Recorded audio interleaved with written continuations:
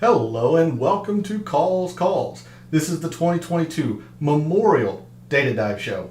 We have a lot to get into, especially since I finished what I had promised last night. Normally I cover that stuff in the initial research show. Was pretty busy through the weekend, so going to have a lot more to cover tonight. So that means a little bit of a longer show, so bear with me, stay with me. Hopefully we'll have a fun time. But let's get through the intro. All statistics provided tonight and every night are from FantasyNational.com. It is the best tool out there to help you be a better gambler, a much smarter DFS player. Go check them out. It is well worth your investment.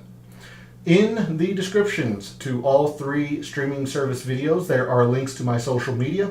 This is where I place my betting cards for the golf content that I create, as well as interesting research that I find throughout the week for both golf and baseball content. Although today I have not put any research or information out there, I spent a lot of today trying to narrow down some patterns and whatnot from previous winners at the Memorial. And to be honest with you, I'll show a little bit of it, but I can't find a whole lot of patterns. Every time I think I find something, there ends up being an outlier and a different outlier. So it's been pretty frustrating. But I'll show you a little bit of that. And then finally, we are live. Chat's open on what the interaction. Have you made any wagers yet for the Memorial this week? Who are your early leans and pivots, or what storylines do you think are going to play this year at the Memorial? Do you think Patrick Cantley makes it 3 out of 4 with a slight asterisk? Do you think John Rahm comes back with a vengeance after having to withdraw from last year's? Do you think there will be a new winner? Do you think Bryson even plays? So far he hasn't withdrawn, but do you think he even plays? So plenty to talk about, so join me in chat. Let's dig into the data for the 2022 Memorial. And we start over here at, as soon as I can get my keyboard out of the way, we start with Fantasy National. And we're not going to cover a whole ton here at the beginning, especially with some of the data that I want to show you all that I normally do in the initial research show. But I thought we could do a little bit of review from last night, considering the GCSAA fact sheet that we saw, knowing that we're going to be on a long course, a difficult course, bent green. So let's do a little bit of review from last night, and then we're going to jump into Microsoft Excel. But one of the first things that we always look at, especially when we know what kind of greens and how fast they're going to be, let's take a look at putting. And right now I have it set for the beginning of this calendar year. Now I know for a fact this is going to be too small of a sample size, but if we want to take a look at the most recent bent green performance, this being the Wells Fargo, the Byron Nelson, the Charles Schwab, and the PGA, if the player played in the PGA Championship, this will give us a good idea of who is just red hot with the putter right now on bent greens and their performance. So let's see, we had 12, we have 10. Let me see somebody who played in the PGA Championship. KH Lee, no. I guess the PGA must not be in there yet. Yeah, so it's just the 3 tournaments: the Wells Fargo, the Byron Nelson, and the Charles Schwab from this past week. The PGA data is in there, but not to the extent of being registered as bent. That's just something that goes on a little bit with Fantasy National, but the data is in there. We can take a look at if we need to. So with those 3 tournaments, let's take a look at who our best bent green performers are. And I have not added any speed filter yet. I don't know if that's going to change anything as far as sample size or rounds. Let's add fast and lightning. Let's see, Neesmith was your leader at 12.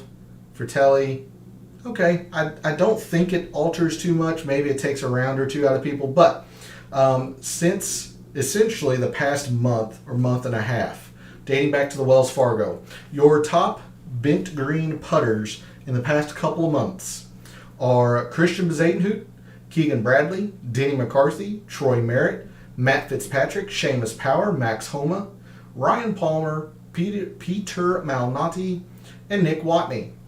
Okay, so Fitzpatrick, always a good putter. Troy Merritt loves bent greens. Denny McCarthy's probably the best putter on tour. You wouldn't think that about Keegan Bradley, but his tournament, the Wells Fargo, he was just in fuego with. So that's where his performance is coming. You can see here, I mean, the PGA Championship data is in. It's just not registering as bent. They don't have that up yet. They do that a little bit later. But you can see the PGA Tour data, or PGA Championship data is in there. But anyway, so there's Keegan's, all of his numbers are from the Wells Fargo. But if you wanted to take a quick synopsis of who has putt extremely well in 1, 2, or all 3 of those tournaments, there that is. And I think there is some value in looking to see who has just a hot putter right now, especially on the bent greens that have been prevalent for the past month and a half to 2 months.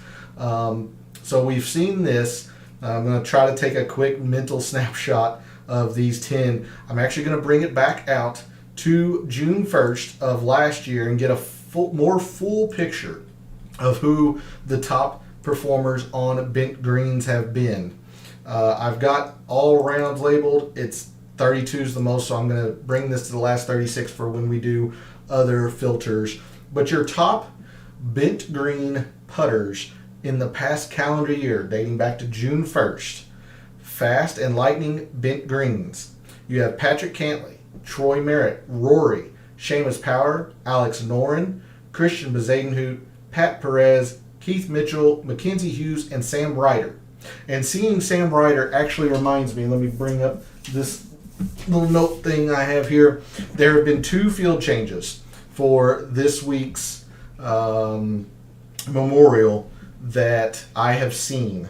The first was that Brian Harmon was a late entry, which initially pushed Sam Ryder to first alternate. However, Laird Shepherd, the amateur from England, has withdrawn. That brings Sam Ryder in. So essentially Brian Harmon and Sam Ryder have been added to the field, and then Harry Higgs has withdrawn. He is replaced by Kramer Hickok. So anytime I see Laird Shepherd or Harry Higgs, I will make sure to note that. But there you go, in case I forget later on in the show. Those are the field changes that I have seen. And if you are watching live, jump in the chat. First and foremost, would love the interaction. But if you see another field change, by all means, please put it in chat. I have not seen anything other than those 2. But anyway, there is a full picture look at the top performers on bent greens. We had Troy Merritt was in the short term. Bezadenhout was number 1 or number 2 in the short term. Mackenzie Hughes wasn't up there. Sam Ryder just loves bent. I don't think he has played many or any of those tournaments. So he had, he played in the Byron Nelson and Charles Schwab. He missed both cuts. Okay, so he had a really bad second round putting at the Charles Schwab, but he is normally a very, very good bent green putter. Someone else that you wouldn't think of is Bo Hostler down here. Bo Hostler loves bent greens. Almost 0.8 of a stroke per round. Just loves bent greens. But anyway, so there's a full picture look at who performs well on bent greens. So I'm going to remove those filters. We have a couple other quick review things to look at here, and then we'll move to Microsoft Excel. This being Jack's tournament at Jack's place, we can look at Jack Nicklaus designed courses, which aren't that many on the PGA Tour.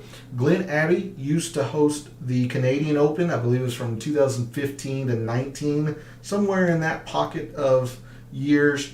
Muirfield, obviously, where we're at this week, the Memorial. It was used last year for the workday when the WGC had to move around. The Nicklaus tournament course in is part of the rotation at the Amex. You've got PGA National, the host of the Honda. PGA West used to be part of the Amex concession and Valhalla.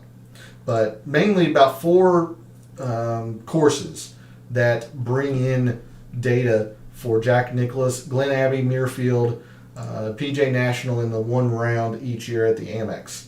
So with that, there aren't too many rounds. 9 is the most from these 4 courses. If you wanted to bring back Glen Abbey, we'd have to stretch all the way back to 2019. I don't really feel comfortable doing that, considering things change pretty rapidly.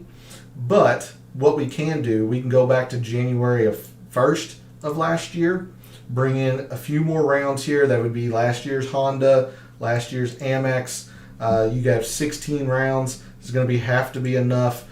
Still a pretty small-ish sample. You see plenty of guys don't even have double-digit rounds, but I don't want to go too far back. So from the start of 2021, January 1st, 2021, your top performers on Jack Nicklaus designed courses. Again, with the Canadian Open not being included in this time set, it's just Muirfield, the Memorial, it's just the Honda, and the 1 round from the Amex. Those players are Colin Morikawa, Patrick Cantlay, Max Homa, Alex Noren, Sam Ryder, Cameron Tringali, Rory, Abraham Ancer, Siwoo Kim, and Shane Lowry. So you're already seeing some overlap here. You have Sam Ryder, Alex Noren, really good bent green putters. Rory won this past fall on bent greens. Patrick Cantlay, a 2-time winner at the Memorial. Shane Lowry plays Jack Nicklaus designed courses well. So a lot of overlap here. And then one course that's not added here that I would give a little bit of weight to is Harbour Town. Harbour Town is mostly Pete Dye. It is attributed to Pete Dye, but Jack Nicklaus was a consultant on that course that is used every year. So if you wanted to take a look at Harbour Town performance, I think it would be, I don't want to say wise, but you would not be off base to do so.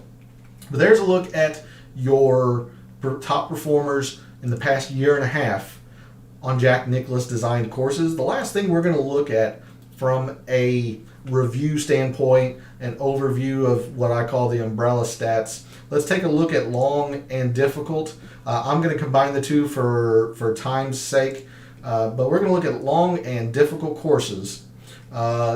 This is 24 rounds. Again, this is dating back to January 1st of last year. I'm going to try to bring this into the last calendar year. Hopefully there's enough data here.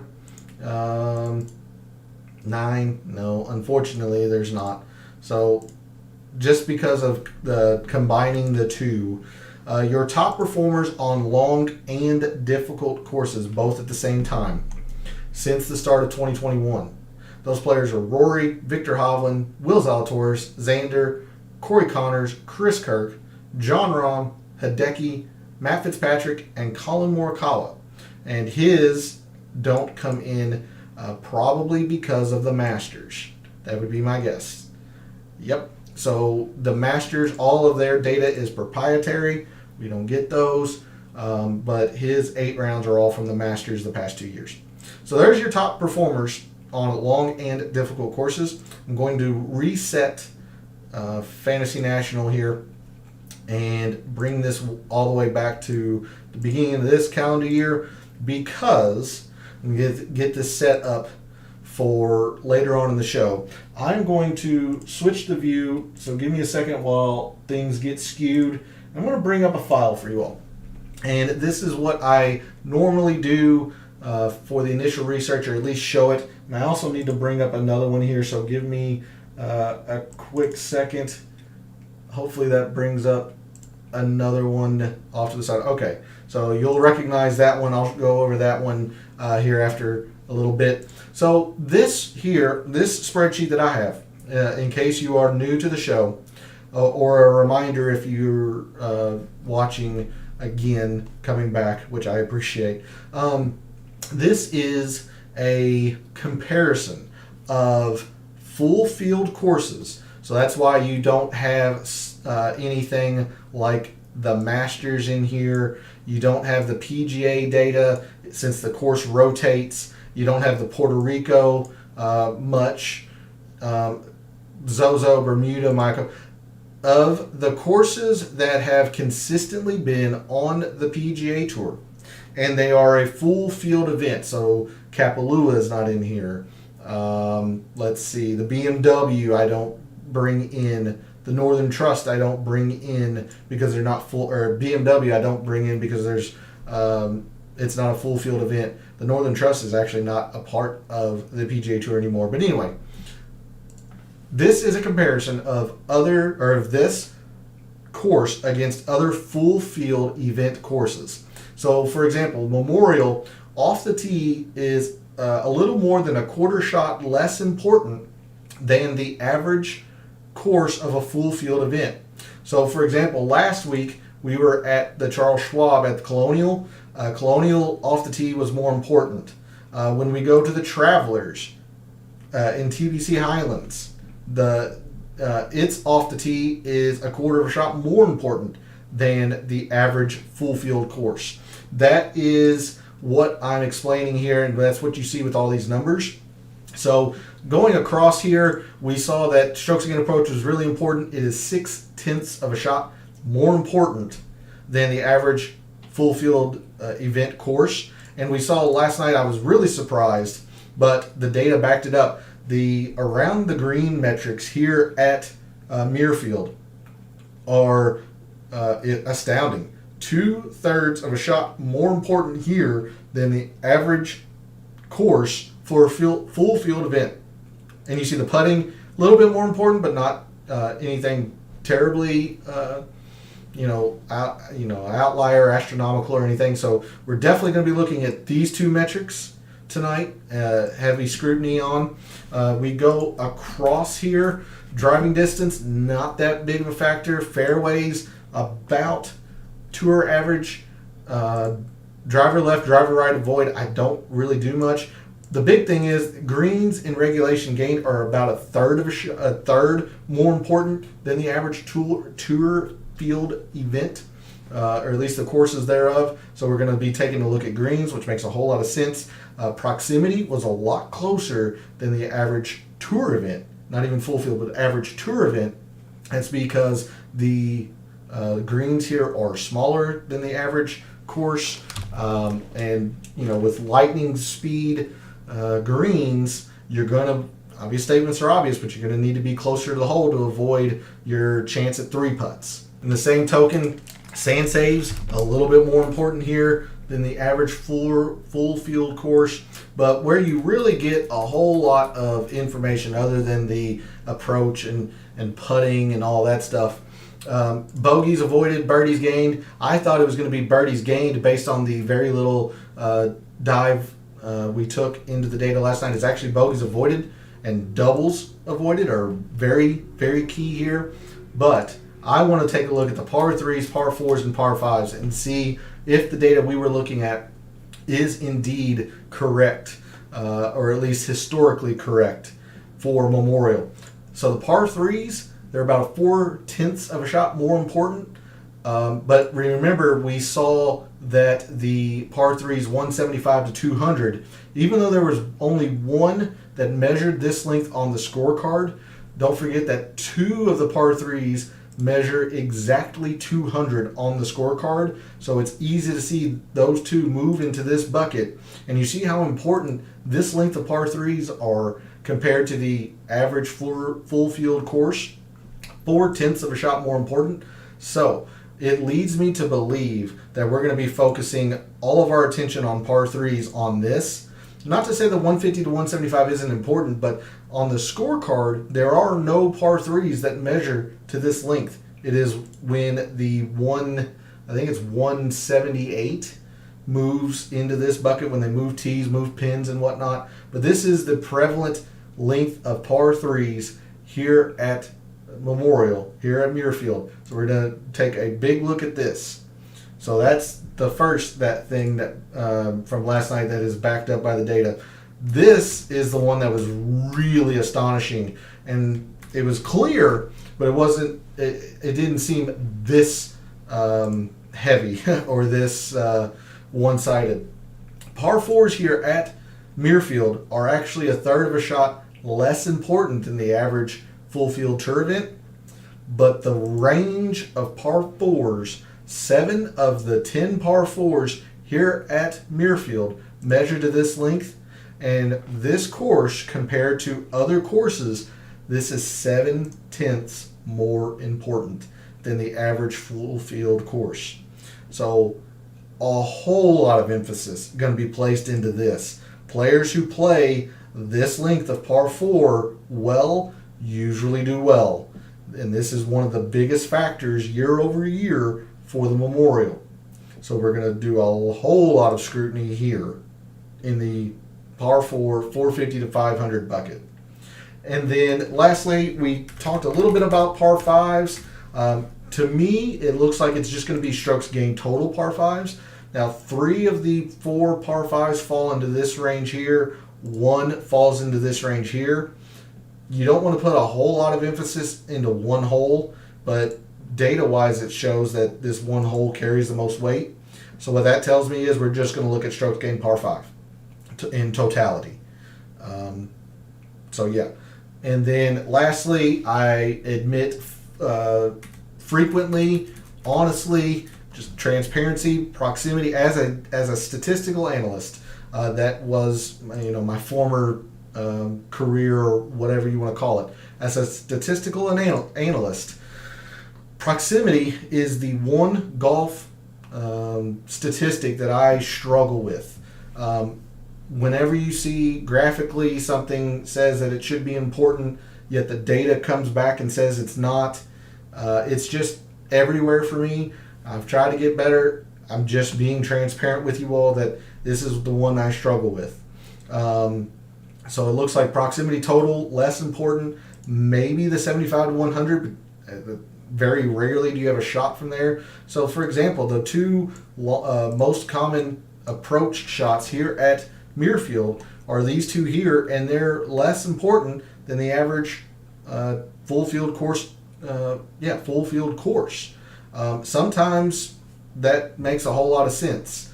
Sometimes it doesn't, like here. For example, one of the best examples I can give you, you think of the Arnold Palmer, very long, very challenging. Everybody wants to look at Prox 200 plus, and the data shows that you need to put a whole lot of emphasis in 200 plus at the Arnold Palmer. But here at Muirfield, there's just nothing here there's nothing here that signifies you need to put a whole lot of scrutiny in. So, long-winded way of saying I don't think we're going to put too much weight into proximity this week, but we're definitely going to do the par 4s from 450 to 500, the 175 to 200 par 3s, a whole lot of approach, a whole lot of around the green, probably scrambling. We need to look at long rough, because this rough is always long. It's 4 inches thick, not easy to play out of. So yeah, that is the first part of Microsoft Excel that we're going to look at. And we're going to look at the other spreadsheet that I brought up as well. That way we don't have to flip back and forth from Excel to Fantasy National and vice versa. So this is what I call the early look file, early look spreadsheet. It is the strokes gained total of all of the players in the past 5 years that have played at the Memorial, their strokes gained total broken out. So the vision's going to be skewed for a bit. I apologize. I'm going to bring up Fantasy National and show you what exactly I'm talking about here. So the tournament history, we looked at this last night. The strokes gained total, we saw that Patrick Cantlay was number 1 in strokes gained total. Ricky, Adam Scott. We only covered the strokes gained total, and this is from the 5 years. So what I do, and I meant to have it done for last night's show, and again, just busy throughout the weekend. This is those strokes gained total numbers broken out by each stat in Fantasy National. So for example, Patrick Cantlay. He has 5.5 in his 5 years at Muirfield in approach, 2.8 off the tee, 2 and around the green, so on and so forth. And the reason why I only go back 5 years is golfers change. Best example is Bryson. Bryson, when he won in 2018, is not the same golfer that Bryson is now. So that's why I only go back 5 years. You can agree or disagree, but I'm just explaining the criteria of the data I'm showing you, going back 5 years. So one of the things we like to do here is just kind of get a feel, because this is sorted by best average finish. So you can see Ryan Palmer has only played the Memorial one time in the past 5 years, so you don't want to put a whole lot of stock into his numbers. It's important to take a look, but don't take it as the bread and butter, or this is exactly what you should mimic, because he's only played it one time. Harris English the same way. So in fact, I'm going to filter out the players that have only played it once. That way we get a better picture of the guys who have played it multiple times and how well they do at certain statistics. So, for example, Patrick Cantlay is the best player in the past 5 years by average finish who's played it more than once. Makes a whole lot of sense. He's won twice. But he averages a 15th place finish. He does it in approach. Looks like he's pretty close to the lead in around the green. You can see here greens in regulation. Oh shoot, that is still skewed. I am sorry, I forgot. So anyway, just to come back because the vision was skewed, I have filtered out the players that have only played it once. So you're going to see only the players that have played the Memorial at least twice in the past 5 years. So you see Patrick Cantlay 5 times in the past 5 years, average finish of top 15. He's doing it all in approach, a little bit of around the green, but you see the greens in regulation here, 6.2, very, very important to hit greens in regulation. He looks like he's probably second to Xander, who's 3 for 4 with an average of a top 30 finish, 31st. But greens, very, very important. I want to take a look at a few of these other metrics here. Patrick Cantley's actually been gaining a few eagles, but you see here he's probably number 1 or close to it at 0.7. It's just not that important here at Muirfield. Birdies, pretty darn important for Patrick Cantlay because he's getting more birdies than he is avoiding bogeys. But you see like Colin Morikawa, more bogeys than birdies. Ricky Fowler, more bogeys than birdies. Scott, more bogeys than birdies. Anirban Lahiri, all of the birdies. Apparently bogeys a bunch too. Bo Hogue, he's 2 for 2 with an average finish of 38th. Apparently he bogeys every other effing hole, but he birdies plenty enough to make the cut apparently. So you always like to see, kind of get a feel for birdies versus bogeys, but a lot of it, again, for the meaning of bringing all this data together is to figure out if there is a proximity and a range of par 3s, 4s, and 5s that make a whole lot of sense. So Patrick Cantlay in the par 3s, he's actually been doing the 200 to 225 the best. But, just a quick scan, the highest number I see here is 1.5 from Lahiri versus you have a 3 from Morikawa, a 2.5 from Bryson. You've got another 2.5 down here and Joaquin Niemann. There you go. Joaquin Niemann. So it does look like the higher end of the spectrum comes to these 175 to 200s. Then you come to the par 4s, 400 to 450. A lot of positive here. Now, let's see. Patrick Reed has not played these lengths of par 4s well. Willett hasn't. But you see, the majority of these guys have played them and played them well. And then let's take a look at proximity because I'm pretty confident we're just going to look at the totality of par 5s. Let's take a look at proximity just really quickly. Morikawa's been good at proximity. That's his game, so that's not really all that surprising. You see here, like Patrick Cantlay is just kind of field average. He's a little bit better from 175 to 200, but he's a little bit under from 150 to 175. And again, these are the 2 lengths of approach shots that are most common here at Muirfield. So, yeah, Danny Willett, negative in both. Let's see. Bo Hogue is terrible at both. Bryson's negative in totality. So, if there's a consistency of, some greens, maybe a yellow here and there, maybe that would signify a little bit more of a scrutinized look.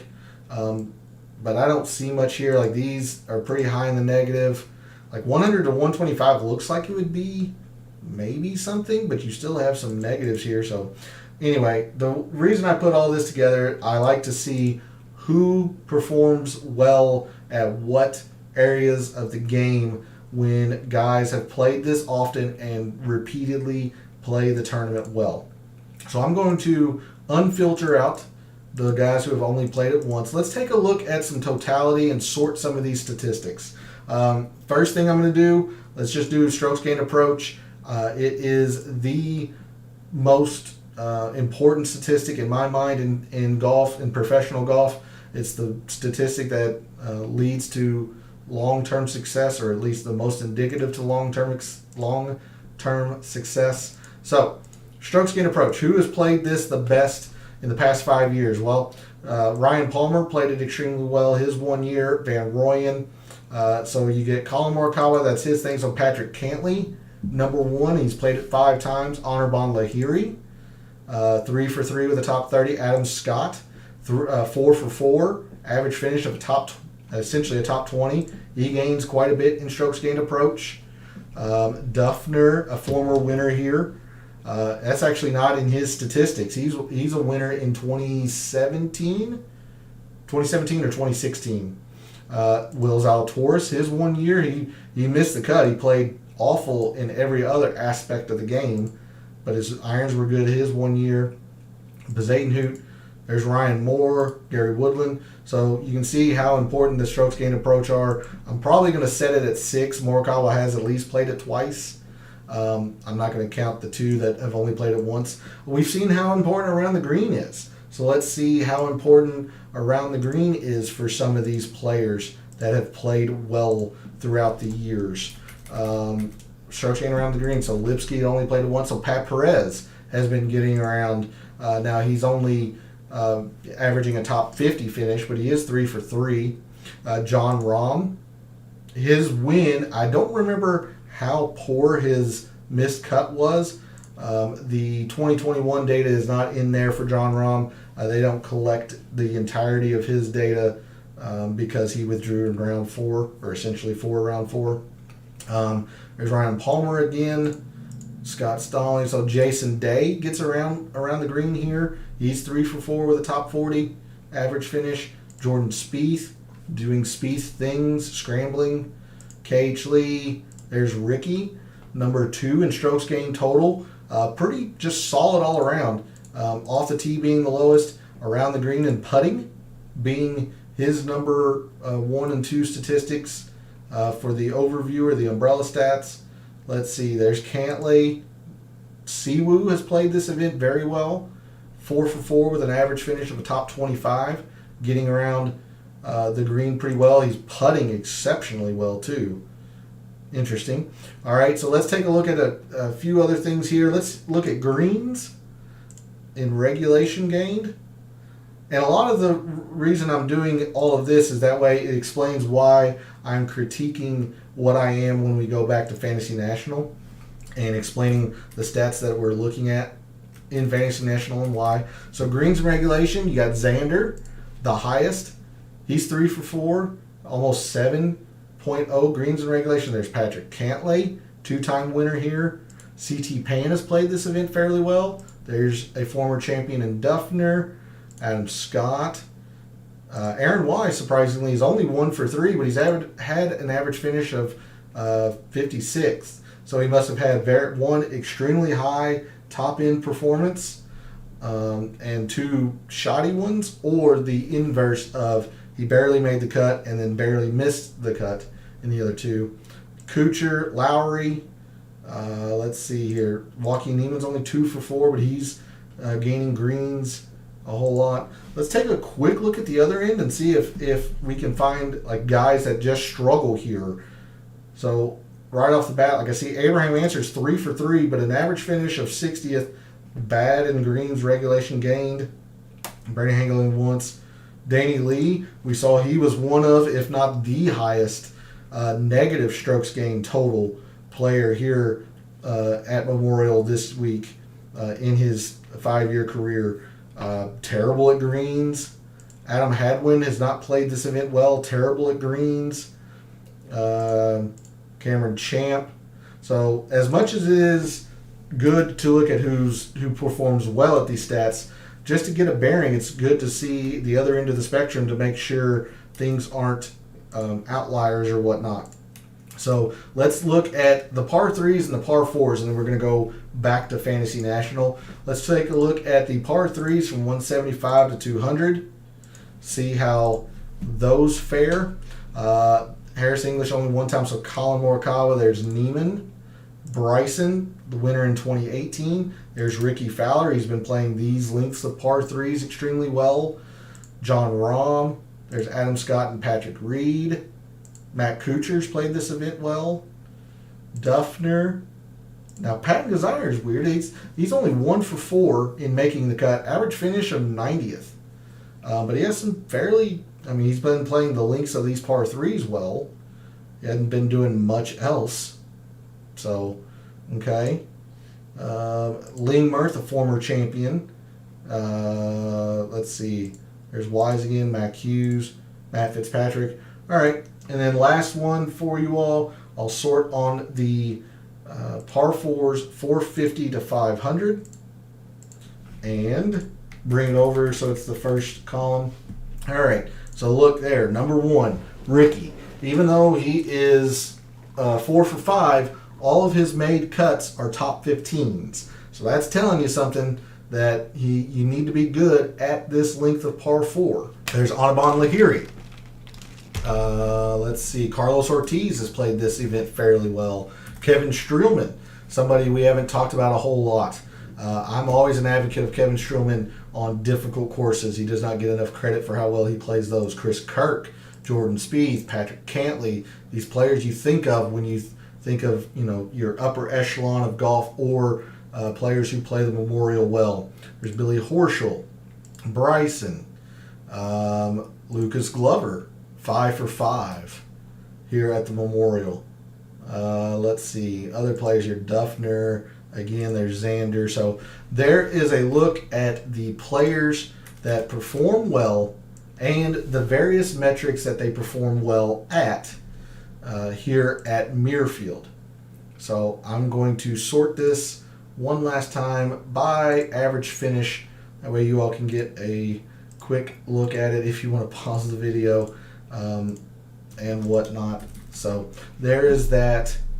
But now we're going to head back to Fantasy National and really scrutinize some of these metrics that we just looked at. And the reason being, the players who have performed well, we saw that's the areas of the game that they have done well at Memorial, and see if we can't find some of the same players for this year's field. So again, apologies, I'm going to change the view one more time here. We're going to move to Fantasy National. And I believe we've covered almost everything here that I want to. You could certainly argue to look at long rough. We did look at that last night. So if you missed that or want to take a look at it, there is a part of the show last night, the initial research that we looked at long rough. I looked at Wind Finder today. There does not appear to be a whole lot of wind in the forecast, at least 48, 72 hours in advance, because weather never changes. So we'll definitely take a look Wednesday in the DFS Tactics show to see if that hasn't changed or whatnot. I did not see much for Thursday, Friday, much of Saturday. Now Sunday looks like it could pick up, as Monday and Tuesday it looks like maybe a rain front or something's coming in the Columbus area. But Thursday, Friday especially looked pretty calm. 10-mile-an-hour gusts, so nothing out of the nothing that needs to warrant a lot of scrutiny. So let's go ahead and work through these tabs here in Fantasy National. We're going to look at fairways and greens, and we're definitely going to look at greens and regulation gained from a full view and when it's difficult. So, your top greens and regulation gained players with no filters, nothing, just pure on greens and regulation gained since the start of this calendar year, 1/1/22 forward. Those players are Jon Rahm, Rory, Mito, Will Zalatoris, Russell Knox, Sungjae, Corey Connors, Shane Lowry, Aaron Wise, and Xander. If we add the difficulty filter, so let's see who hits greens the well or the most. Yeah, there'll be plenty of rounds in the teens upward. When a round is difficult relative to par, your top green and regulation game players in those conditions: Rory, Jon Rahm, Brendan Steele, Corey Connors, Mito, Patrick Rogers, Lucas Glover, Sungjae, C.T. Pan, and Adams Vinson. So you have a little bit of overlap here. Rory, Jon Rahm, Mito. I believe Sungjae was in the total, but now you're starting to get some new names. Brendan Steele, we haven't talked about at all today so far. Patrick Rogers. We saw Lucas Glover in the previous Excel portion has played this event very well. You see greens and regulation gain when it's difficult. Makes a whole lot of sense why he plays the Memorial well. There's C.T. Pan, Adams Vinson, Shane Lowry, Xander. These two, Xander was 10th. I think Shane Lowry was 11th in both greens and regulation, regular and difficult. I remember seeing him pretty close outside the top 10. So there's a look at when it's difficult. Let's take a look at greens and regulation long courses.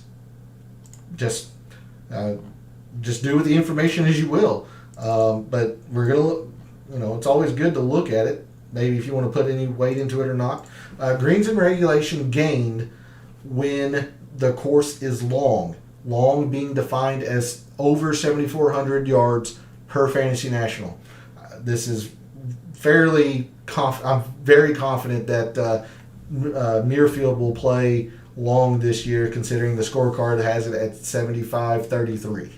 So your top green and regulation players when the course is long: Corey Connors, Alex Smalley, Henrik Norlander, Jon Rahm, Aaron Rai, Johnny Vegas, Charles Howell, Nate Lashley, Mito, and David Lingmerth. Okay, so you have Lingmerth, a former champion. Charles Howell III has not played this event fairly well.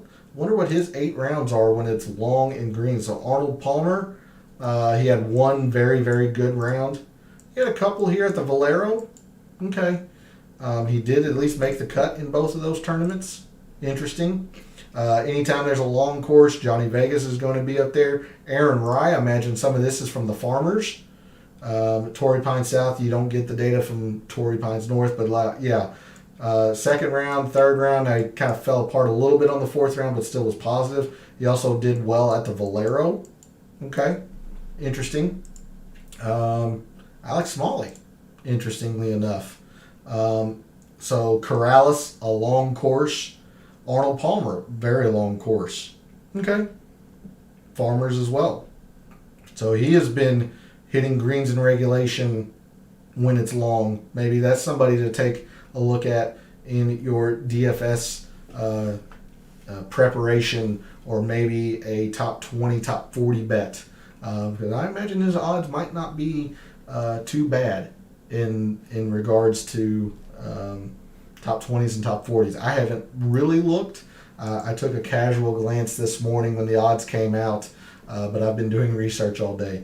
But there's a look at greens on long courses.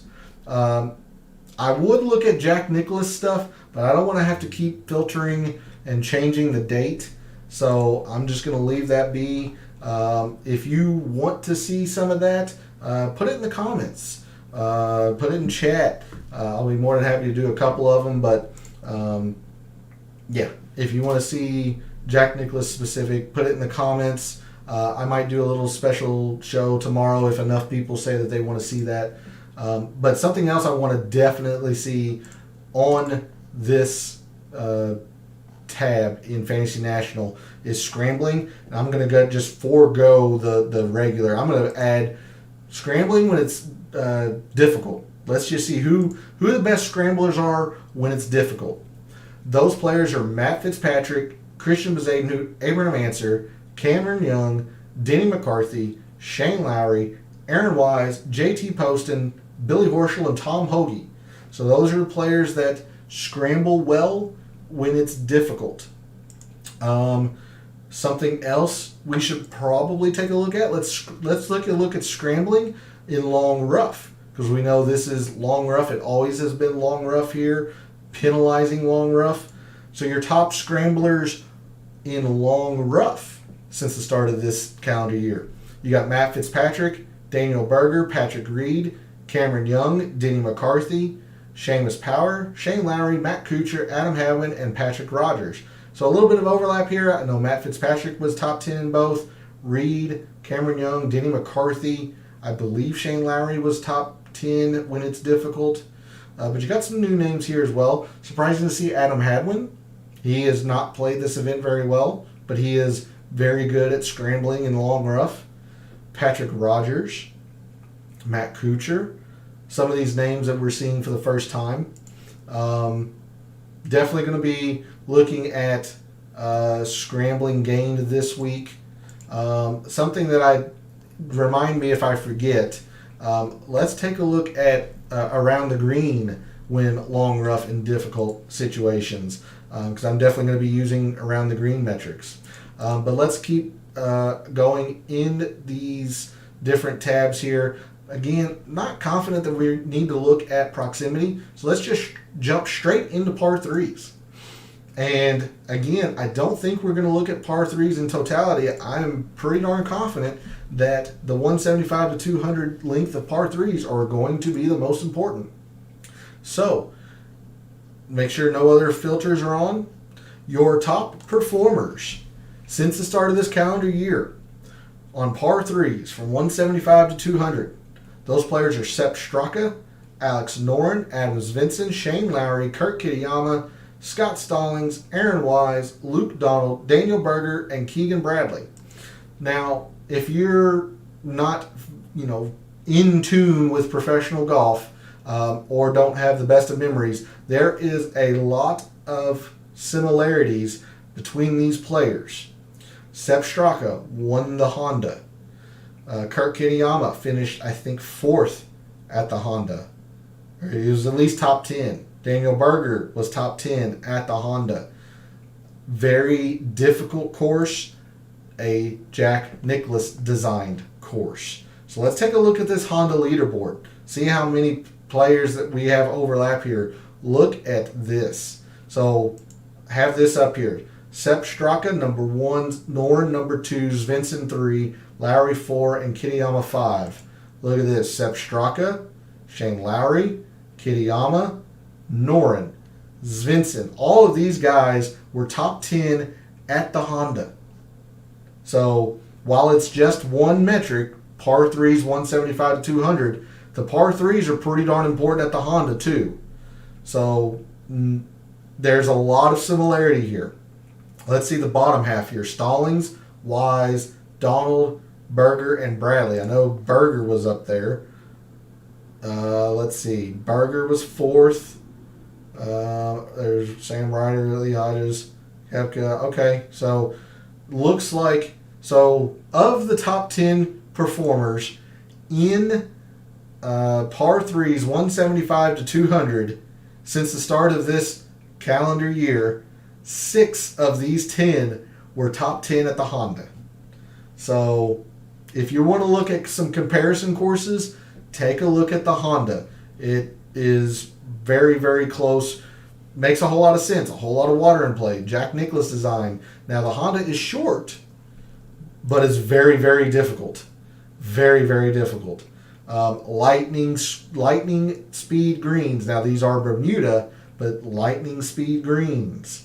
Again, the major difference being that the Honda is short and the Memorial is long, but a whole lot of similarities here. A whole lot of similarities. So good stuff there. Very good stuff there.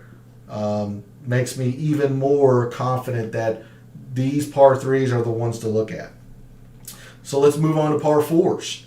And again, very, very confident that par fours, 450 to 500, are going to be the only metric we look at in this tab or in relation to par fours. So your top par four, 400 to 50 to 500 yards. I said 400 to 4. Your top par four performers from 450 to 500 yards since the start of the calendar year. Those players are Cameron Young, Shane Lowry, Gary Woodland, Seamus Power, John Rahm, Rory, Max Homa, K.H. Lee, Alex Noren, and C.T. Pan. So you've got Lowry and Noren who both top 10'd at the Honda as well. Aaron Wise was in there in the top 10, I believe, in the par threes, 175 to 200. Let's see, who else do we have up here? K.H. Lee. I imagine some of this is from TPC Craig Ranch, where he just wins. I said the course, not the event, from the AT&T Byron Nelson. But he actually didn't play those all that fantastic, which is a little surprising to see, considering that course is long. Now, it's easy, but that course is long. Where is his... Oh, sorry. I'm looking at 400, 450 because it's usually the second last. All right, let's take a look here. PGA Championship were okay. Yeah, still at the Byron Nelson, he wasn't all that fantastic at that length of par fours. It's all... Okay, look at this. The Honda. He was very good at the length of par fours at the Honda. I wonder where he finished. K.H. Lee. It's probably going to just be easier to searching. K. Young Lee. Okay, so he made the cut. He didn't hit his irons very well that week, but he was very good at the par fours from 450 to 500. Okay, makes some sense. I like it. There's the course breakdown. Let's see. Max Homa, he's won already this year. John Rahm, no explanation needed. Seamus Power. Gary Woodland loves a long course. Cameron Young's played well. So this makes a whole lot of sense. I wonder what Aaron Wise's par 4, 450 to 500 is coming from. So he played pretty darn good at the PGA. One very good round of those links of par 4. Had a very good Mexico Open to Byron Nelson. Yeah, very good Mexico Open. Look at that. I mean, even though that's red, that's essentially field average. And then at least 1.3 in the other 3 rounds. Interesting. The Honda, he missed the cut. Okay. All right. Interesting stuff. So, more belief that Honda is a pretty darn good comparison course here. Last thing we're going to look at before I go back to the main page.